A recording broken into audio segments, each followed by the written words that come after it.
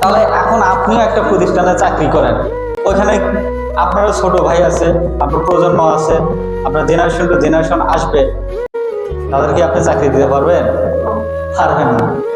তাদেরকে আপনি কি চাইলে আপনার প্রতিষ্ঠানের হেড অ্যান্ড কমান্ড হতে পারবেন, লিড দিতে পারবেন? পারবেন না। বাট আমাদের কোম্পানিতে দেখেন নেটওয়ার্ক মার্কেটিং কি পাচ্ছেন, আপনি ব্যবসায়িক লিড তৈরি করতে পারতেছেন। আপনি একা না, আপনি অসংখ্য ব্যক্তিকে লিড দিবেন, এরকম অ্যাবিলিটি আপনার কাছে থাকবে এবং বিক্রয় করলে আপনি নিয়োগ দিতে পারবেন। তার মানে আপনি অসংখ্য ব্যক্তির এখানে কর্মের সংস্থান করে দিতে পারতেছেন। এটা একটা মজার বিষয় নেটওয়ার্ক মার্কেটিংয়ের সৌন্দর্য। তাহলে নেটওয়ার্ক মার্কেটিং আপনি কোন কোম্পানিতে করবেন, এখন মাথা থেকে আপনি ক্লিয়ার হন যে নেটওয়ার্ক মার্কেটিং যদি আপনার কাছে ভালো লাগে যে এটা একটা বিউটি একটা মার্কেটিং, তাহলে আপনাকে মার্কেটিংটা করতে হবে না। এখন কোন প্ল্যাটফর্মে করবেন সেটা আপনাদেরকে বোঝাচ্ছি। সেটা হচ্ছে যে প্ল্যাটফর্মে প্রথমত দেখবেন আপনি প্রবীণ ম্যানেজমেন্ট।